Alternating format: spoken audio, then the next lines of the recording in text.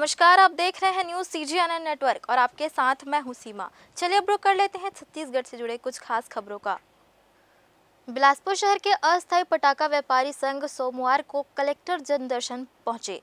संघ के सदस्यों ने बताया कि उनकी बैठक 4 अक्टूबर को आयोजित की गई थी, जिसमें पटाखा बिक्री के लिए स्थान मांगी गई थी।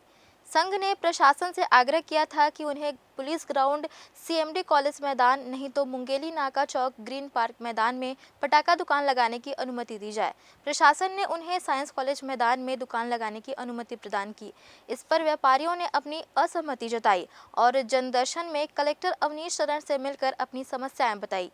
कलेक्टर अवनीश शरण ने अस्थायी पटाखा व्यापारियों की मांग पर त्वरित कार्रवाई करते हुए उन्हें CMD कॉलेज मैदान व मुंगेली नाका चौक, ग्रीन पार्क मैदान में पटाखा दुकान लगाने की अनुमति दी, जिसके बाद व्यापारी संघ ने कलेक्टर का आभार जताया है। हमारी अस्थायी पटाखा व्यापारी दुकानों की कलेक्टर महोदय के यहाँ और कमिश्नर साहब के यहाँ भी हमारी बैठक हुई।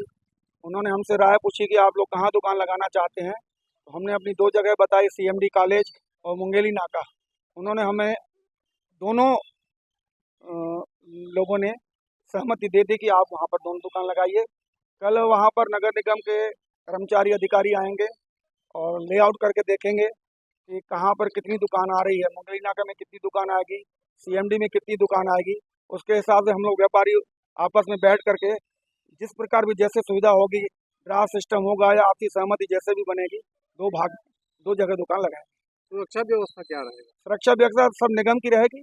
वहाँ पे उन्होंने आदेश कर दिया निगम के कर्मचारी अधिकारियों को, वो पूरी व्यवस्था उन लोग हमको देंगे।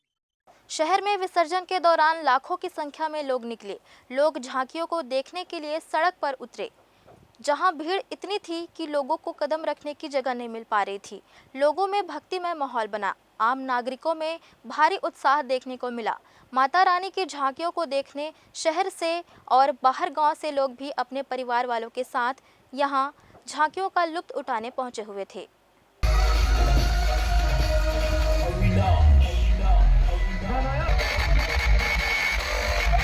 9 दिन माता रानी के विराज होने के पश्चात 10वीं के दूसरे दिन आज विसर्जन की तैयारियां पूरी हो चुकी है और सभी झांकियां, सभी जितनी समितियां हैं विसर्जन के लिए शहर में निकल चुकी है। और जिस तरह से आप भीड़ देख सकते हैं, पिछले काफी खासा भीड़ यहाँ मौजूद है। कुछ समितियों के सदस्य यहाँ भी खड़े हुए, इनसे हम बात करेंगे। कैसा लग रहा है अभी शहर का माहौल आज विसर्जन की अंतिम तिथि है? बहुत अच्छा लग रहा है। नवरात्रि के 9 दिन बाद अगर इतना सुंदर और बहुत ही सुंदर विसर्जन हो रहा है हमारा कोलकाता के बाद, हम छत्तीसगढ़ के बिलासपुर के लोग हमारा दूसरे नंबर पर विसर्जन कहा जाता है। अगर दुर्गा जी के जो 9 दिन की हम सेवा करते हैं, ये सबसे भव्य रूप कलकत्ता के बाद हम मनाते हैं और बहुत ही शांतिपूर्ण तरीके से हमारे दुर्गा जी का विसर्जन हो रहा है और बहुत ही उत्साह है। देख सकते हैं आप कि कितने सारे लोग आए हुए हैं, गांव से दूर से लोग आते हैं हमारे यहाँ का विसर्जन देखने के लिए। क्या कहना है आपका? जिस तरह से भी विसर्जन की झांकियां निकली, पूरा सड़क जाम हो चुका, खचाखच भरा है, क्या कहेंगे आप उसको? जिस तरह मेरे भाई ने बताया कि 9 दिन पूजा के बाद इतने भव्य तरीके से माता रानी की विसर्जन हो रही है, उसके लिए मैं बहुत खुश हूँ कि सभी शहर वासियों का मैं धन्यवाद करना चाहता हूँ कि जो 9 दिन माता रानी की सेवा करने के बाद उनकी विदाई के लिए बड़ी से बड़ी संख्या में जो आए हैं, मैं बहुत धन्य हो गया। इसके लिए जोर से बोलो जय माता दी। देख सकते हैं किस तरह से उत्साह है भक्तों के बीच और आप पीछे झांकियां भी देख सकते हैं किस तरह से भीड़ मौजूद है। लोगों का चलना मुश्किल हो चुका है। इस तरह से उत्साह के साथ माता रानी का विसर्जन लोगों के द्वारा किया जा रहा है। मैं पुरुषोत्तम दुबे कैमरामैन अमर के साथ CGNN न्यूज के लिए। सीपत क्षेत्र के ट्रांसपोर्ट एसोसिएशन के सदस्य सोमवार को कलेक्टर जनदर्शन में पहुंचे और NTPC प्लांट के प्रभावित क्षेत्र से संबंधित गंभीर समस्याओं का समाधान करने की मांग की। एसोसिएशन के सदस्यों ने कहा कि वे NTPC सीपत से प्रभावित हैं और इनके पास बड़ी गाड़ियां हैं, लेकिन उन्हें रोजगार नहीं मिल पा रहा है। एसोसिएशन के सदस्यों ने बताया कि NTPC सीपत के प्रभावित निवासियों की गाड़ियां नहीं चल पा रही हैं। इसके अलावा राखड़ के परिवहन में भी क्षेत्रीय लोगों की गाड़ियां शामिल नहीं की जा रही हैं, जिससे स्थानीय ट्रांसपोर्ट व्यवसाय पर विपरीत प्रभाव पड़ा है। उन्होंने यह भी आरोप लगाया है कि NTPC सीपत से राखड़ ओवरलोड ले जाया जा रहा है। पिछले सप्ताह जिला प्रशासन से की गई उचित कार्रवाई की मांग के बावजूद अब तक कोई ठोस कदम नहीं उठाए गए हैं। इस निराशा के चलते एसोसिएशन ने 16 अक्टूबर को NTPC सीपत के एस डाइक नंबर 2 व 3 और मटेरियल गेट के सामने चक्का जाम करने और एनटीपीसी की गाड़ियों को रोकने की चेतावनी दी है। इस संबंध में उन्होंने जिला प्रशासन को एक आवेदन भी दिया है। एसोसिएशन के सदस्यों का कहना है कि यदि उनकी समस्याओं का समाधान नहीं किया गया तो वे अनिश्चितकालीन प्रदर्शन करने पर मजबूर होंगे।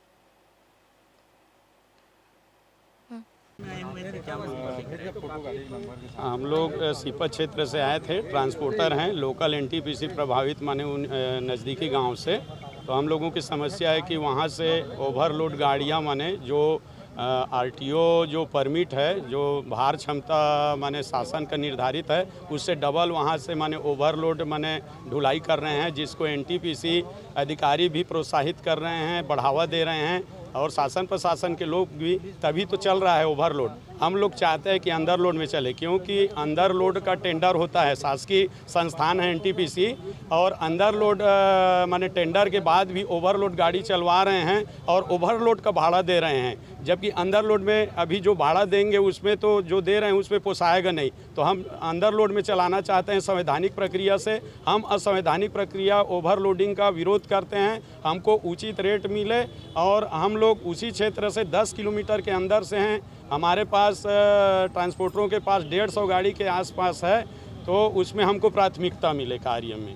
क्या करने वाले हैं आगे चल के हम लोग 16 तारीख को माने अपना उन्हीं गाड़ियों को हम लोग चक्का जाम और जो धरना प्रदर्शन करेंगे, आम जनता को प्रभावित नहीं करेंगे, उससे माने ओवरलोड गाड़ियां को और राखड़ गाड़ियां को ही रोकेंगे। एस डाइक 2-3 एवं माने मटेरियल गेट माने वहाँ सीपत। हमारा देश लक्ष्य ये है, जो वहाँ एनटीपीसी की जो राखड़ की जो सप्लाई होती है, जो टेंडर दिया गया है, उसमें जो मापदंड है उसके अनुरूप ट्रांसपोर्टर द्वारा जो मापदंड के रूप लोडिंग करके नहीं ले जाया जा रहा है और ओवर लोडिंग ले जाया जा रहा है, जिससे अभी हाल में एक माँ बेटी की दुर्घटना उन्हीं गाड़ियों से मौत हो गई है।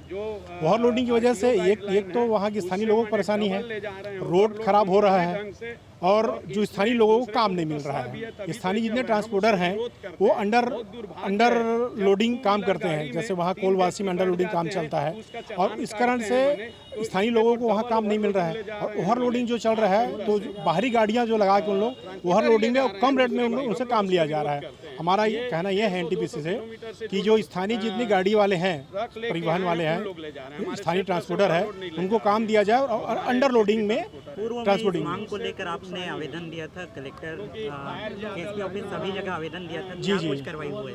अभी तक हम लोग आवेदन दिए थे, उससे कोई कार्रवाई नहीं हुई है। और इस संबंध में वहाँ सीपत रेस्ट हाउस में एक बैठक आहूत की गई थी, जिसमें तहसीलदार साहब उपस्थित थे और एनटीपीसी के अधिकारी उपस्थित थे। सारी विषय उनके बीच में रखा गया है। उसके उपरांत भी आज 15 दिन हो गए हैं जो कोई कार्रवाई नहीं की गई है। इस कारण से कलेक्टर साहब को ज्ञापन देने आए थे कि यदि उनके द्वारा ओवरलोडिंग को रोका नहीं जाता है तो हमारे द्वारा उनकी गाड़ियों को रोका जाएगा और चलने से मना किया जाएगा। कब करेंगे? ये 16 तारीख को है। कहाँ पे?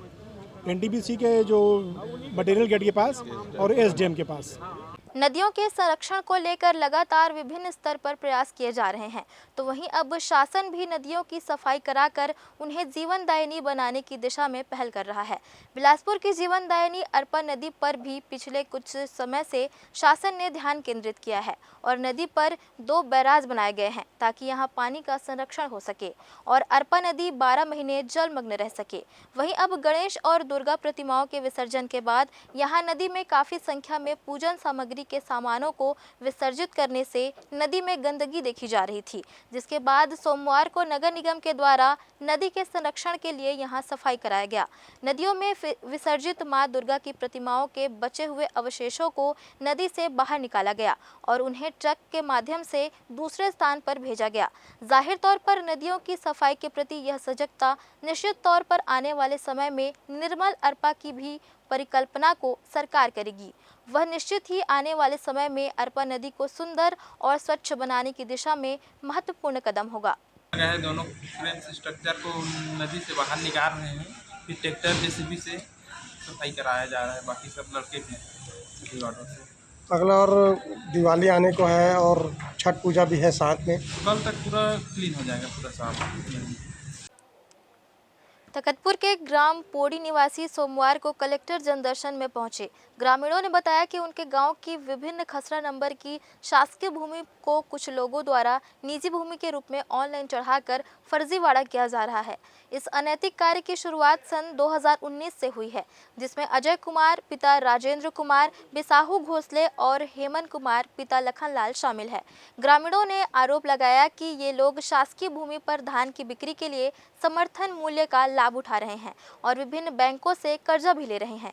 2024 में गिरदावरी के दौरान जागरूक ग्रामीणों को पता चला कि लगभग 50 एकड़ भूमि पर यह गड़बड़ी चल रही थी। बैठक के दौरान जानकारी मिली कि गड़बड़ी के सबूत को छिपाने के लिए रातों रात ऑनलाइन रिकॉर्ड को विलोपित कर दिया गया।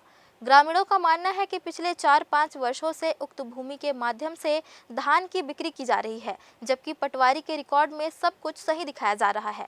ग्रामीणों ने कलेक्टर अवनीश शरण से निवेदन किया है कि इस गड़बड़ी पर रोक लगाई जाए। उन्होंने मांग की है कि ऑनलाइन विलोपित रिकॉर्ड को पुनर्स्थापित किया जाए, धान बिक्री पर रोक लगाई जाए और विभिन्न बैंकों से कर्जा लेने वाले लोगों का पता लगाकर थाने में FIR दर्ज कर उन्हें गिरफ्तार किया जाए। ग्रामीणों का कहना है कि यदि ऐसा नहीं हुआ तो भविष्य में इस तरह की गड़बड़ियों को रोक पाना संभव नहीं होगा। हम लोग ग्राम पोड़ी तहसील तखतपुर गनियारी के निवासी हैं। हमारे ग्राम पोड़ी की सरकारी ज़मीनें हैं। लगभग 55-57 एकड़ ज़मीन को 3 लोग अपने नाम से चढ़ा लिए। वो लोग हमारे गांव के हैं भी नहीं और अपने नाम चढ़ा करके बैंक से लोन भी ले लिए। बैंक से लोन लेने के बाद ऐसा लग रहा है कि 3-4 साल से वो लोग धान भी बेच रहे हैं। और ये फर्जीवाड़ा जब हम लोग बताए और गांव वाले जब बैठक किए तो रातों रात उसको ऑनलाइन डिलीट भी कर दिया गया, विलोपित कर दिया गया और अभी नहीं दिखा रहे। इसी बीच हमारे यहाँ जो जागरूक बच्चे लोग हैं उन लोग कुछ खसरा नंबर को डाउनलोड कर पाए थे, तो इसकी शिकायत आज कलेक्टर साहब से किए हैं। कलेक्टर साहब का कहना है कि हमने तुरंत भेज दिया है तहसीलदार को। तहसीलदार मौके का मुआयना करके जांच रिपोर्ट देंगे। बिलासपुर में विजयादशमी के पश्चात बड़े ही धूमधाम के साथ माता का विसर्जन का दौर शुरू हो चुका है। ग्रामीण क्षेत्रों में श्रद्धालुओं ने मां के विदाई के क्षणों को भक्ति और प्रेम से सजाते हुए पूरे श्रद्धा भाव के साथ माता जगदम्बा को विदाई दी। रात में निकली माता की झांकियों ने अपने भक्तों को भाव विभोर कर दिया। विसर्जन यात्रा की शुरुआत सिम्स चौक से हुई, जहां से झांकियों का कारवां सदर बाजार, गोल बाजार, हटरी चौक होते हुए पचरी घाट तक पहुंचा। आपको बता दें, इस वर्ष पिछले अन्य वर्षों की तुलना में भीड़ हद से ज्यादा रही। लोग बड़े ही उत्साह के साथ माता के दर्शन करने पहुंचे। भीड़ लगातार बढ़ते ही चली जा रही थी। लाखों की संख्या में भक्त विसर्जन के दौरान यात्रा में शामिल हुए। विसर्जन के लिए निकली हुई माता के अनेक रूपों की पूजा अर्चना जगह जगह समितियों द्वारा किया गया। इस दौरान सुरक्षा की दृष्टि से पुलिस बल भी मौजूद रहे। तो वहीं आदर्श दुर्गा उत्सव समिति के पूर्व अध्यक्ष ने कहा कि जिला प्रशासन द्वारा किसी तरह की उचित व्यवस्था नहीं की गई है। ना मेडिकल जैसी आपातकालीन सुविधा है, ना पानी की, और ना ही प्रशासन द्वारा लाइट की व्यवस्था की गई है।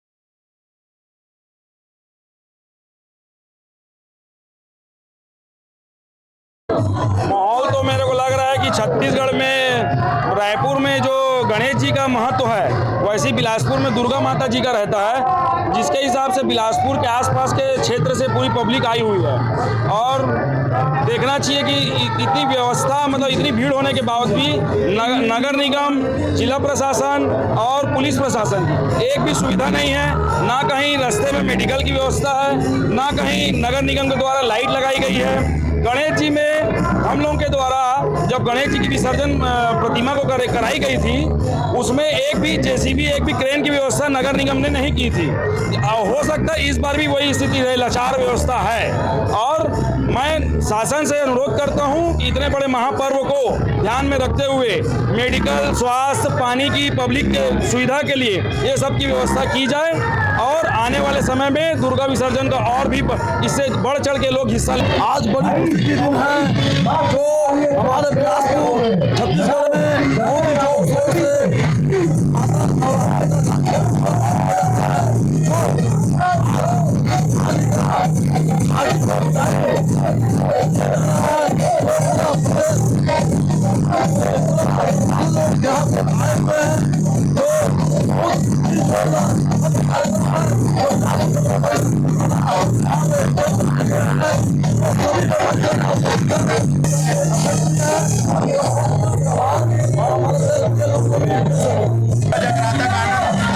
हमारे बीच में माननीय श्री आए हुए थे और विधायक माननीय श्री सुशांत शुक्ला जी भी आए थे।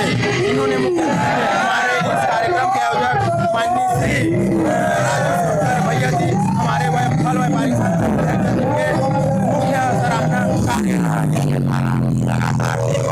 माता जी भी हम लोग झांकियां का आयोजन किया जा रहा है। जय माता दी जय। फिलहाल इस बुलेटिन में इतना ही। अगले बुलेटिन में फिर होगी मुलाकात। तब तक के लिए दीजिए इजाजत। धन्यवाद।